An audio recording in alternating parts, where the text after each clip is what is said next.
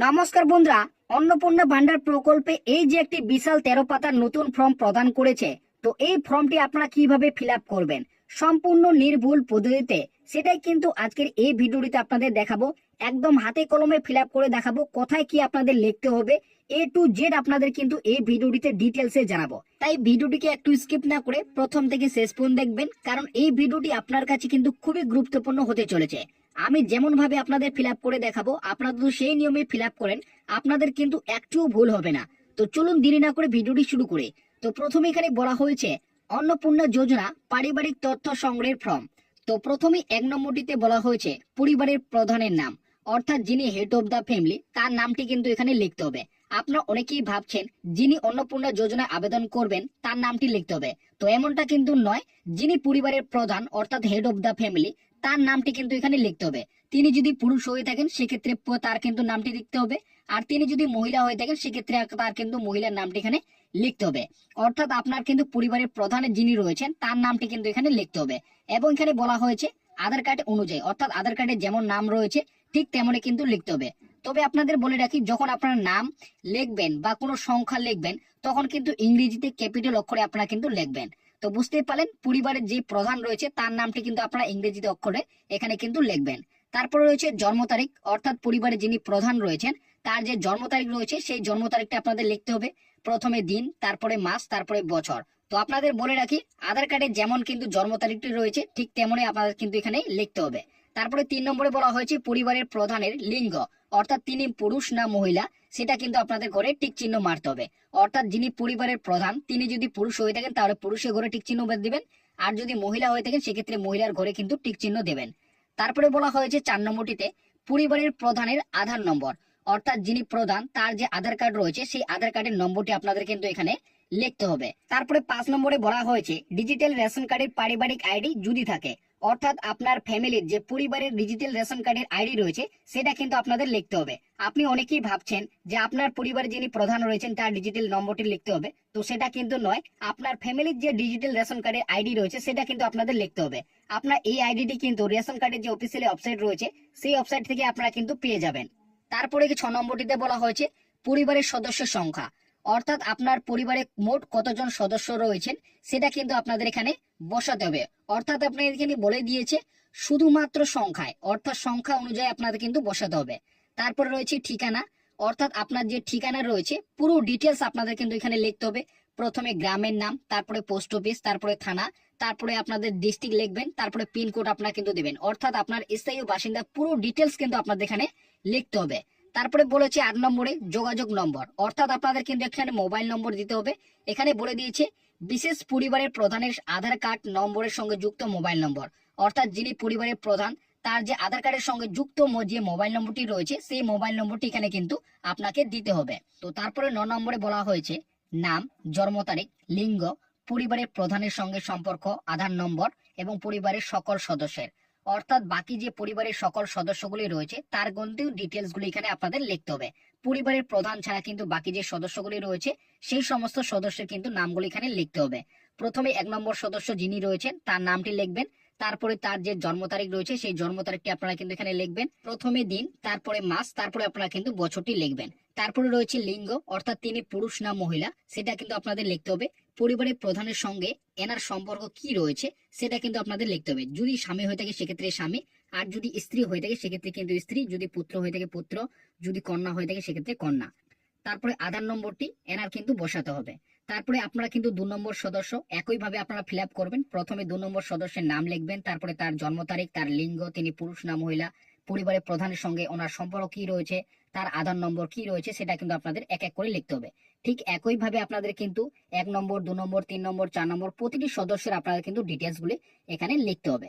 তারপর এখানে দেখতেই পাচ্ছেন পাশের ঘরটিতে বলা হয়েছে অন্নপূর্ণা যোজনার জন্য আবেদন করা হচ্ছে, অর্থাৎ যিনি অন্নপূর্ণা যোজনার জন্য আবেদন করবেন তার যে পাশে হ্যাঁ ঘরটি রয়েছে সেই হ্যাঁ ঘরটিতে আপনাদের কিন্তু টিক চিহ্ন দিতে হবে। যদি পরিবারের প্রধান একজন মহিলা হয়ে থাকেন এবং তিনি যদি অন্নপূর্ণা যোজনার জন্য আবেদন করতে চান, তার যে পাশের ঘরটি রয়েছে পরিবারের প্রধান সেই হ্যাঁ ঘরটিতে আপনাদের কিন্তু টিক চিহ্ন দিতে হবে। আর যিনি 1 নম্বর সদস্য রয়েছেন তিনি যদি আবার অন্নপূর্ণা যোজনার জন্য আবেদন করতে চান তার পাশে কিন্তু ঘরটিতে হ্যাঁ ঘরটিতে আপনাদের টিক চিহ্ন দিতে হবে। ঠিক একইভাবে যদি 2 নম্বর সদস্য আবেদন করতে চান, তার পাশের ঘটে হ্যাঁ ঘটিতে টিক চিহ্ন দিবেন, এবং 3 নম্বর সদস্য যদি আবেদন করতে চান, তার পাশে ঘটিতে কিন্তু হ্যাঁ ঘটিতে আপনাদের টিক চিহ্ন দিতে হবে। অর্থাৎ এই একটি ফর্ম দিয়ে আপনারা কিন্তু একই পরিবারের একজন কিংবা 3জন কিংবা 5জন ব্যক্তি পর্যন্ত আপনারা কিন্তু অন্নপূর্ণা যোজনার জন্য আবেদন করতে পারেন। তো তারপরে পাশের ঘরটিতে বলা হয়েছে যিনি 5 বছরের কম রয়েছেন যে সদস্যটি, তার আধার কার্ডের নম্বরের জায়গায় আপনাদের কিন্তু না অর্থাৎ এনে আপনাদের লিখতে হবে। তারপরে রয়েছে 10 নম্বর পয়েন্টটি, পরিবারের প্রধান এবং পরিবারের সকল প্রাপ্ত বয়স্ক সদস্যদের ব্যাংক অ্যাকাউন্ট নম্বর আপনাদের কিন্তু লিখতে হবে। অর্থাৎ পরিবারের সকল সদস্যদের আপনাদের কিন্তু ব্যাংক ডিটেলস গুলো আপনাদের এখানে কিন্তু ফিল আপ করতে হবে। অর্থাৎ যিনি পরিবারের প্রধান রয়েছেন, হেড অফ দ্য ফ্যামিলি, যার নামটি আপনারা প্রথমে লিখেছেন, তার যে ব্যাংক অ্যাকাউন্ট ডিটেলস গুলি রয়েছে সেটা কিন্তু আপনাদের লিখতে হবে। এখানে বলে দিয়েছি প্রথমে ব্যাংকের নাম, তারপরে ব্যাংক অ্যাকাউন্ট যে নম্বরটি রয়েছে সেই নম্বরটি আপনাদের লিখতে হবে, তারপরে আইএফসি কোডটি যে রয়েছে সেই আইএফসি কোডটি আপনাদের কিন্তু এখানে লিখতে হবে। তারপরে রয়েছে 1 নম্বর সদস্য, অর্থাৎ 1 নম্বর সদস্যে আপনি যার নামটি লিখেছেন ঠিক তেমনি আপনারা কিন্তু সিরিয়াল ভাবে লিখবেন। 1 নম্বর সদস্যের আপনার প্রথমে কিন্তু ব্যাংকের নাম লিখবেন, তারপরে ব্যাংকের অ্যাকাউন্ট নম্বর দিবেন, তারপরে আইএফসি কোড। ঠিক একইভাবে 2 নম্বর সদস্য যার নামটি আপনারা লিখেছেন তার কিন্তু ব্যাংকের নামটি লিখবেন, তার ব্যাংক অ্যাকাউন্ট নম্বর লিখবেন, তার কিন্তু ব্যাংকের আইএফসি কোডটি আপনারা লিখবেন। পরপর ভাবে আপনারা কিন্তু সকল সদস্যের আপনারা কিন্তু ব্যাংক ডিটেলস গুলি ফিল আপ করবেন। তারপরে 11 নম্বর বলা হয়েছে পরিবারের সকল সদস্যদের আপনাদের কিন্তু ভোটার কার্ড অর্থাৎ এপিক নম্বরগুলি কিন্তু এখানে লিখতে হবে। পরিবারে যিনি প্রধান রয়েছেন, হেড অফ দ্য ফ্যামিলি, যার নামটি দিয়েছেন, তার ভোটার কার্ডের যে নম্বরটি রয়েছে সেই ভোটার কার্ডের নম্বরটি আপনারা প্রথমে লিখবেন, তারপরে বিধানসভা ক্ষেত্র এবং অংশ নম্বরটি আপনারা কিন্তু লিখবেন। তো আপনাদের বলে রাখি বিধানসভা ক্ষেত্র এবং অংশ নম্বরটি আপনারা কিন্তু ভোটার তালিকায় আপনারা কিন্তু ডাউনলোড করে সেখান থেকে আপনারা কিন্তু দেখে নিতে পারেন। তারপরে পরিবারের 1 নম্বর সদস্য যিনি রয়েছেন তার কিন্তু ভোটার কার্ডের নম্বরটি লিখবেন, তার বিধানসভা ক্ষেত্র এবং অংশ নম্বর। ঠিক একইভাবে 2 নম্বর যিনি সদস্য রয়েছেন তার ভোটার কার্ডের নম্বরটি দিবেন, তার বিধানসভা ক্ষেত্র এবং অংশ নম্বর আপনারা কিন্তু লিখবেন। অর্থাৎ পরপর করে সকল সদস্যের আপনারা কিন্তু ভোটার কার্ডের নম্বরগুলি, তার ক্ষেত্র এবং অংশ নম্বরগুলি আপনারা কিন্তু বসাবেন। তারপরে 12 নম্বরে রয়েছে বিভাগ। তো প্রথমে আপনাদের বলে রাখি আপনি যদি একজন তপশিলি জাতিভুক্ত হয়ে থাকেন, আপনি যে কাস্টের হয়ে থাকবেন সেই ঘরে কিন্তু পাশের ঘরে আপনাদের কিন্তু টিক চিহ্ন বসাতে হবে। অর্থাৎ আপনি যদি তপশিলি জাতি হয়ে থাকেন সেক্ষেত্রে আপনি কিন্তু তপশিলি জাতি এসসির ঘরটিতে আপনার টিক চিহ্ন দিতে হবে। আর যদি তপশিলি উপজাতি হয়ে থাকেন বা এসটি সেক্ষেত্রে আপনাকে কিন্তু এই ঘরটিতে টিক চিহ্ন দিতে হবে। তো তারপর এখানে বলেছে খ নম্বরটিতে দেখতেই পাচ্ছেন রেশন কার্ড খাদ্য ভর্তুকি। তো এখানে বলে দিয়েছে সঠিক হলে টিক চিহ্ন দেবেন। তো 1 নম্বরে বলা হয়েছে আপনার কি ডিজিটাল রেশন কার্ড আছে? যদি আপনার ডিজিটাল রেশন কার্ড থাকে সেক্ষেত্রে হ্যাঁ ঘটিতে টিক চিহ্ন দেবেন, আর যদি আপনার না থেকে থাকে সেক্ষেত্রে না ঘটিতে আপনার কিন্তু টিক চিহ্ন দিতে হবে। তারপরে 2 নম্বরটিতে বলা হয়েছে যদি হ্যাঁ হয় তবে কার্ডের ধরন উল্লেখ করবেন। অর্থাৎ আপনার ডিজিটাল রেশন কার্ডটি যে ক্যাটাগরি রয়েছে সেই ক্যাটাগরির পাশে ঘটিতে আপনাদের কিন্তু টিক চিহ্ন দিতে হবে। তারপরে 3 নম্বরে বলা হয়েছে পরিবারটি রেশন দোকানে থেকে মাসিক রেশন তুলে কিনা। অর্থাৎ আপনি প্রতি মাসে দোকান থেকে রেশন পান কিনা সেটা কিন্তু আপনাদের এখানে টিক চিহ্ন দিতে হবে। যদি হ্যাঁ হয় তো হ্যাঁ ঘটিতে টিক চিহ্ন দিবেন, আর যদি না হয় সেক্ষেত্রে না ঘটিতে আপনার কিন্তু টিক চিহ্ন দিতে হবে। তারপরে গ নম্বরে বলা হয়েছে সম্পদ। তো এখানে বলা হয়েছে যদি ঠিক হয় তাহলে অবশ্যই কিন্তু আপনাদের টিক চিহ্ন দিতে হবে। 1 নম্বরটি রয়েছে বাড়ির ধরন। আপনার বাড়িতে কি 3 বা তার বেশি পাকা ঘর রয়েছে? যদি আপনাদের 3টির বেশি পাকা ঘর থেকে থাকে সেক্ষেত্রে হ্যাঁ ঘটিতে টিক চিহ্ন দিতে হবে। আর যদি আপনার কাঁচা বাড়ি থেকে থাকে সেক্ষেত্রে আপনাদের কিন্তু না ঘটিতে আপনাদের টিক চিহ্ন দিতে হবে। তারপরে 2 নম্বরে রয়েছে পারিবারিক সম্পত্তির মালিকানা। অর্থাৎ আপনার যে জমি রয়েছে সেই জমির মালিককে আপনি নিজেই, যদি হ্যাঁ হয়ে থাকে হ্যাঁ ঘটিতে টিক চিহ্ন দিবেন। আর যদি আপনার কোনো জমি না থাকে অন্যের জমি উপর চাষাবাস করে আপনি কিন্তু জীবিকা নির্বাহ করছেন সেক্ষেত্রে আপনাদের কিন্তু না ঘটিতে আপনাকে টিক চিহ্ন করতে হবে। তারপরে 3 নম্বরে বলা হয়েছে পরিবারের সকল সদস্যের মোট জমির পরিমাণ শতকে। অর্থাৎ পরিবারের যে সকল সদস্যের যে জমির পরিমাণ রয়েছে সেই পরিমাণটি আপনাদের কিন্তু এখানে লিখতে হবে শতকে, অর্থাৎ সংখ্যায় আপনাদের কিন্তু এখানে শতকে অনুযায়ী কিন্তু বসাতে হবে। আর যদি আপনার জমি নিজের জমি না থাকে সেক্ষেত্রে লেখার কোনো কিন্তু এখানে প্রয়োজন নেই।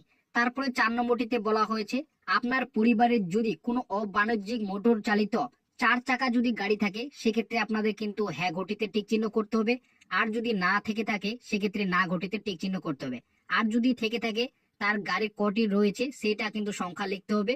তার গাড়ির যে রেজিস্ট্রেশন নম্বর সেই রেজিস্ট্রেশন নম্বরগুলি আপনাদের কিন্তু বসাতে হবে। তো তারপরে 5 নম্বর ঘরটিতে রয়েছে পরিবার ভিত্তিক সদস্যের স্বাস্থ্য বীমা।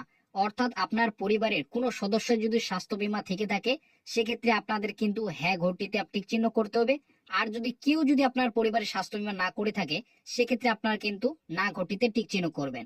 আর যদি আপনার পরিবারের কোনো সদস্য যদি স্বাস্থ্য বীমা করে থাকে এবং যদি আপনি হ্যাঁ ঘটিতে টিক চিহ্ন করে থাকেন সেক্ষেত্রে আপনার পরিবারের কোন সদস্য স্বাস্থ্য বীমা করেছে সেটা কিন্তু আপনাদের এখানে লিখতে হবে।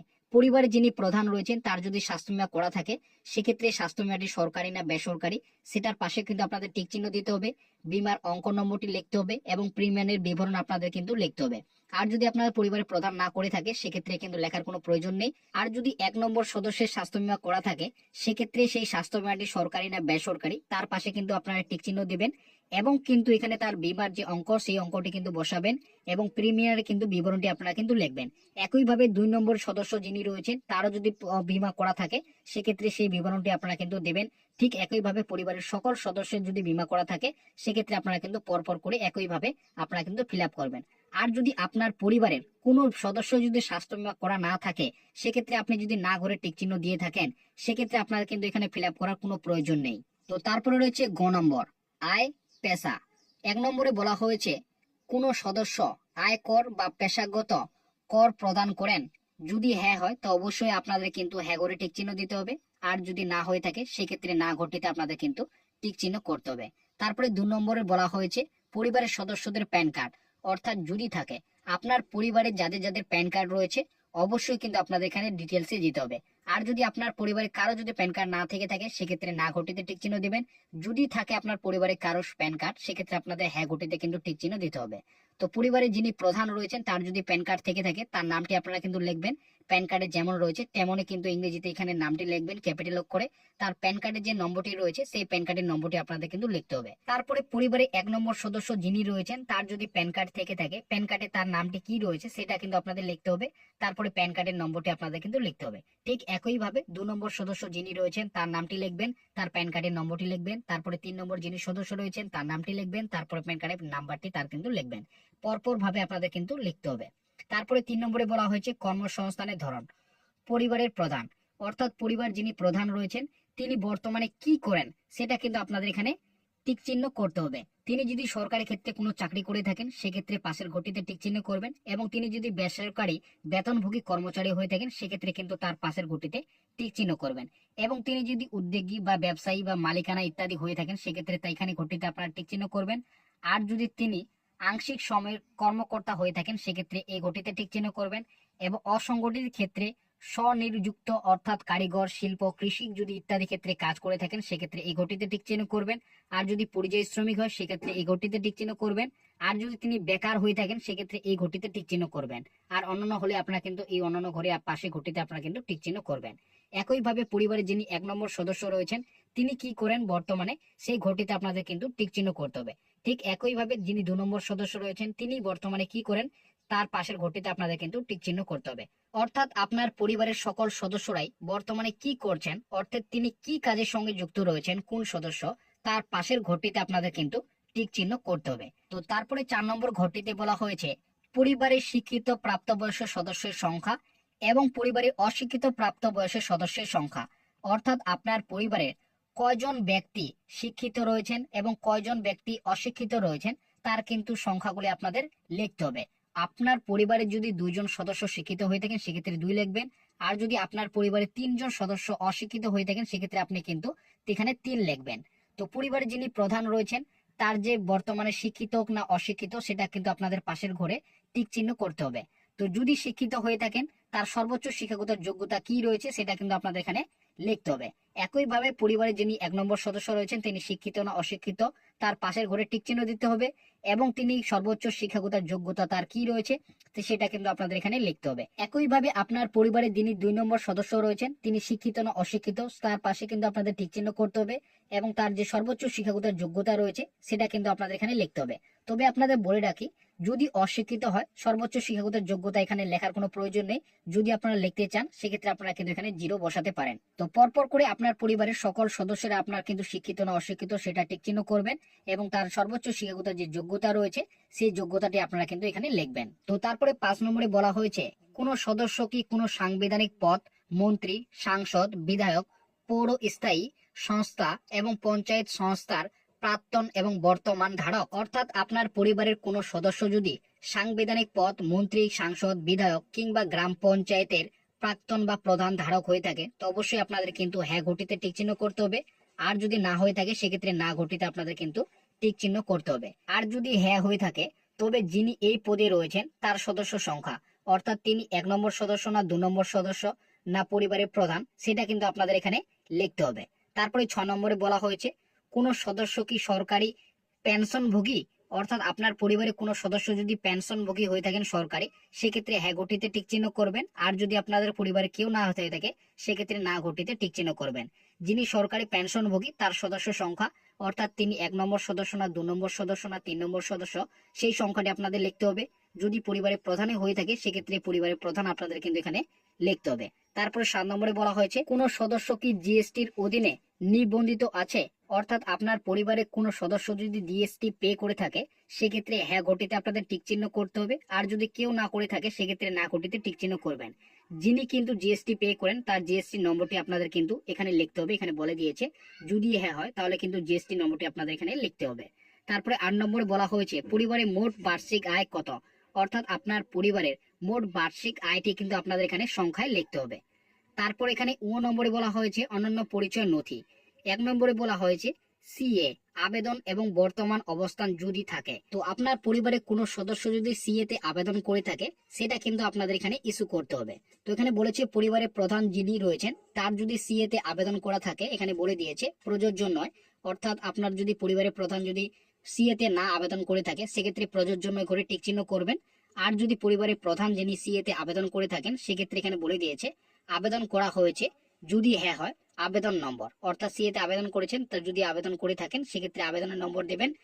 ইস্যু করা হয়েছে যদি হ্যাঁ হয় সার্টিফিকেট নম্বর, অর্থাৎ আপনি যদি সিএ তে এই সার্টিফিকেট পেয়ে থাকেন তার কিন্তু সার্টিফিকেট নম্বরটি আপনার কিন্তু লিখতে হবে। ঠিক একইভাবে যিনি পরিবারের 1 নম্বর সদস্য রয়েছেন যদি সিএ তে আবেদন করে থাকেন সেক্ষেত্রে আপনাদের কিন্তু সিএর যে আবেদন নম্বর এবং ইস্যু হয়ে থাকলে ইস্যু নম্বরটি আপনাদের লিখতে হবে। আর যদি না আবেদন করে থাকেন সেক্ষেত্রে আপনার যদি সিএর অন্তর্ভুক্ত না হন সেক্ষেত্রে আপনাদের কিন্তু প্রযোজ্য নয় অপশনটি আপনাদের টিক চিহ্ন করতে হবে। অর্থাৎ আপনার পরিবারের যে সদস্য সিএতে রয়েছে সেইগুলি আপনাদের কিন্তু ডিটেলস এখানে দিতে হবে। আর যদি আপনার পরিবারের কোনো সদস্য যদি সি এর অন্তর্ভুক্ত না হয়ে থাকে সেক্ষেত্রে প্রযোজ্য নয় অপশনটিতে আপনারা কিন্তু টিক চিহ্ন করবেন।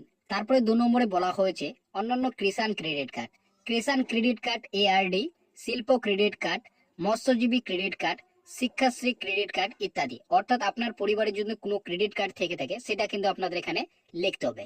পরিবারের প্রধানের যদি কোনো ক্রেডিট কার্ড থেকে থাকে তার নম্বরটি আপনাদের এখানে লিখতে হবে এবং তার আইডি সংখ্যাটি লিখতে হবে। যে তারিখে ইস্যু করা হয়েছে যে ক্রেডিট কার্ডটি সেটা কিন্তু আপনাদের সেই ডেটটি এখানে লিখতে হবে। একইভাবে পরিবারের যিনি 1 নম্বর সদস্য রয়েছেন তার যদি ক্রেডিট কার্ড থেকে থাকে তার নম্বরটি তার আইডি সংখ্যাটি দেবেন এবং তারপরে যে ইস্যু হয়েছে সেই ডেটটি আপনাদের লিখতে হবে। একইভাবে আপনার পরিবারের যিনি 2 নম্বর সদস্য রয়েছেন তার যদি কোনো কার্ড থেকে থাকে সেক্ষেত্রে কার্ডের নম্বরটি তার আইডি সংখ্যাটি লিখবেন, যে তারিখে ইস্যু হয়েছে সেই ডেটটি কিন্তু আপনারা লিখবেন। তো পরপর করে আপনার পরিবারে যে সকল সদস্যগুলি কোনো কার্ড থেকে থাকলে তার নাম্বারটি, তার আইডির সংখ্যাটি এবং যে তারিখে ইস্যু হয়েছে সেটা কিন্তু আপনাদের লিখতে হবে। আর যদি আপনার পরিবারের মধ্যে কারো যদি কোনো কার্ড না থাকে সেক্ষেত্রে লেখার কোনো প্রয়োজন নেই। তারপরে 3 নম্বরে বলা হয়েছে যদি এসআইআর এ 2026 নাম বাদ থাকে তবে মামলাটি ট্রিব্যুনালের বিচারাধীন কিনা, অর্থাৎ ট্রিব্যুনালে যদি বিচারাধীন থেকে থাকে আপনাদের কিন্তু অবশ্যই এখানে লিখতে হবে। তো বলেছে পরিবারের প্রধান যিনি রয়েছেন তার যদি এসআইআর এর নাম বাতিল পড়ে সেটা ট্রিব্যুনালের বিচারাধীন আছে কিনা সেটা কিন্তু লিখতে হবে। যদি পরিবারের প্রধানের যদি এসআইআর এর নাম বাদ পড়ে এবং বিচারাধীন হয়ে থাকে সেক্ষেত্রে হ্যাঁ ঘটিতে আপনাদের কিন্তু টিক চিহ্ন করতে হবে। আর যদি না থেকে থাকে সেক্ষেত্রে না। আর যদি আপনাদের প্রযোজ্য না হয় সেক্ষেত্রে আপনারা কিন্তু প্রযোজ্য নয় অপশনটিতে টিক চিহ্ন করবেন। তো তারপরে একইভাবে পরিবারে যিনি 1 নম্বর সদস্য রয়েছেন তারও যদি এসআইআর এর নাম বাতিল পড়ে এবং বিচারাধীন থেকে থাকে সেক্ষেত্রে হ্যাঁ ঘটিতে টিক চিহ্ন করবেন। আর যদি প্রযোজ্য না থেকে থাকে সেক্ষেত্রে প্রযোজ্য নয় অপশনটিতে আপনারা কিন্তু টিক চিহ্ন করবেন। আর যদি আপনার 2026 ভোটার তালিকায় আগে থেকে নাম থেকে থাকে সেক্ষেত্রে প্রযোজ্য নয় অপশনটিতে আপনারা কিন্তু টিক চিহ্ন করবেন। তো একইভাবে সকল সদস্যদের আপনারা কিন্তু পরপর করে টিক চিহ্ন করবেন, যেটি আপনাদের ঠিক হবে সেটা কিন্তু আপনারা টিক চিহ্ন করবেন। তো তারপরে এখানে নিচে বলা হয়েছে দেখতে পাচ্ছেন একদম 4 নম্বরটিতে সামাজিক মর্যাদা এবং নির্ভরশীল ব্যক্তিগণ। তো 1 নম্বরে বলা হয়েছে বিদ্যালয়ের অধ্যয়নরত পরিবারের সকল শিশুর বিবরণ, অর্থাৎ আপনার পরিবারের কয়টি শিশু রয়েছে তার কিন্তু বিবরণগুলি দিতে হবে। 1 নম্বর শিশুর কিন্তু প্রথমে আপনি নামটি লিখবেন, তারপরে শ্রেণী, আপনি কোন শ্রেণীতে পড়ছে বর্তমানে সেটা লিখবেন, বিদ্যালয়ের নামটি এবং বিদ্যালয়ে যে পড়ছে সেই বিদ্যালয়টির ধরন আপনাদের দিতে হবে, সরকারি না বেসরকারি না মাদ্রাসায় কোন স্কুলে পড়ছেন তার কিন্তু বিবরণ আপনাদের দিতে হবে। ঠিক একইভাবে আপনার পরিবারে যদি আরো একটি শিশু থাকে সেক্ষেত্রে সেই শিশুর নামটি আপনারা লিখবেন প্রথমে, তারপরে শ্রেণী, তার বিদ্যালয়ের নাম, বিদ্যালয়ের ধরন অর্থাৎ কোন বিদ্যালয়ে তিনি পড়ছেন সরকারি না বেসরকারি সেটাতে আপনাদের কিন্তু টিক চিহ্ন করতে হবে। তো একইভাবে আপনার পরিবারে যদি 2জন কিংবা 3জন শিশু থেকে থাকে সেক্ষেত্রে তার বিবরণগুলি কিন্তু পরপর করে আপনাদের লিখতে হবে। তো তারপর এখানে বলা হয়েছে 2 নম্বরে শিশুর টিকাকরণের বর্তমান অবস্থা। তো এখানে বলা হয়েছে হ্যাঁ টিকাকরণ শুরু হয়েছে, সম্পূর্ণ হচ্ছে। তো আপনারা বুঝতে পারলেন আপনার যদি শিশু থাকে এবং টিকাকরণ যদি শুরু হয় এবং যদি সম্পূর্ণ হচ্ছে বর্তমানে, সেটা কিন্তু আপনাদের হ্যাঁ করে টিক চিহ্ন করতে হবে। টিকাকরণ করা হয়নি অর্থাৎ আপনি যদি আপনার শিশুর যদি টিকাকরণ না করে থাকেন সেক্ষেত্রে হ্যাঁ ঘটিতে আপনাদের কিন্তু এই যে ঘরটি রয়েছে সেই ঘরটিতে আপনাদের টিক চিহ্ন করতে হবে। একইভাবে যিনি 2 নম্বর শিশু রয়েছেন তার যদি টিকাকরণ শুরু হয়েছে এবং সম্পূর্ণ হচ্ছে সেক্ষেত্রে হ্যাঁ ঘটিতে টিক চিহ্ন করবেন, আর যদি আপনি টিকাকরণ করেননি সেক্ষেত্রে নিচের ঘরটিতে আপনাদের কিন্তু টিক চিহ্ন করতে হবে। তো একইভাবে 2 নম্বর 3 নম্বর 4 নম্বর শিশু পর্যন্ত আপনারা কিন্তু টিক চিহ্ন করতে হবে। তারপরে 6 নম্বরটিতে বলা হয়েছে সরকারি প্রকল্পের আওতায় সুবিধা। তো এখানে 1 নম্বরে বলা হয়েছে আপনি কি কোনো সরকারি প্রকল্পের সুবিধা ডিবিটির মাধ্যমে পাচ্ছেন সেটা কিন্তু আপনাদের বলতে হবে। তো প্রথমেই রয়েছে পরিবারের প্রধান অর্থাৎ আপনার পরিবারে যিনি প্রধান রয়েছেন তিনি যদি কোনো সরকারি প্রকল্পের সুবিধা পান এবং ডিবিটির মাধ্যমে পেয়ে থাকেন সেক্ষেত্রে আপনাদের কিন্তু হ্যাঁ ঘটিতে টিক চিহ্ন করতে হবে, আর যদি না পেয়ে থাকেন সেক্ষেত্রে না ঘটিতে আপনাদের টিক চিহ্ন করতে হবে। এবং তিনি কোন প্রকল্পের সুবিধা পাচ্ছেন সেই প্রকল্পের নামটি লিখবেন এবং হ্যাঁ ঘটিতে আপনাদের কিন্তু টিক চিহ্ন করতে হবে। একইভাবে পরিবারের যিনি 1 নম্বর সদস্য রয়েছেন তিনি যদি কোনো সরকারি প্রকল্পের সুবিধা পেয়ে থাকেন ডিবিটির মাধ্যমে হ্যাঁ ঘটিতে টিক চিহ্ন করবেন, আর যদি না পেয়ে থাকেন সেক্ষেত্রে না ঘটিতে টিক চিহ্ন করবেন। তিনি কোন প্রকল্পের সুবিধা পাচ্ছেন সেই প্রকল্পটির নাম লিখবেন, পাশে কিন্তু হ্যাঁ ঘটিতে টিক চিহ্ন করবেন। একইভাবে 2 নম্বর সদস্য 3 নম্বর সদস্য তিনি কোন প্রকল্পের সুবিধা পাচ্ছেন কিনা সেটা টিক চিহ্ন করবেন, কোন প্রকল্পের সুবিধা পাচ্ছেন সেই প্রকল্পের নামটি লিখবেন, পাশে হ্যাঁ ঘটিতে আপনারা কিন্তু টিক চিহ্ন করবেন। তো তারপরে 2 নম্বরে বলা হয়েছে বাদ দেওয়া হলো কারণ অফিসের কৃতিতে পূরণে। তো এখানে বুর্গার্য নম্বরটি দেখতে পাচ্ছেন ঘোষণা ও সম্মতি। তো আপনাদের কিন্তু এখানে সম্মতির ঘটিতে টিক চিহ্ন করতে হবে এবং নিচে আপনারা কিন্তু চলে আসবেন, আপনারা এখানে দেখতে পাবেন বিকল্প ইনপুট অর্থাৎ যিনি আবেদন করবেন তিনি কিন্তু এই ঘরটিতে একটি কিন্তু স্বাক্ষর বা সই কিন্তু করবেন। এবং নিচে বলা হয়েছে শুধুমাত্র অফিসের ব্যবহারের জন্য। আপনাদের কিন্তু নিচে আর কোনো কিছু ফিল করতে হবে না, এটা কিন্তু আপনাদের অফিস তরফ থেকে আপনাদের কিন্তু ফিল করে দেওয়া হবে। তো আশা করা যায় আপনারা বুঝতেই পারেন কিভাবে আপনারা কিন্তু অন্নপূর্ণা যোজনার যে বিশাল 13 পাতার ফর্ম রয়েছে সেই 13 পাতার ফর্মটি আপনারা কিভাবে ফিল করবেন একদম A to Z আপনাদের কিন্তু জানিয়ে দিলাম। আপনাদের ভিডিওটি কেমন লাগলো অবশ্যই কিন্তু ভিডিওর কমেন্ট বক্সে আপনারা কিন্তু কমেন্ট করে জানাবেন।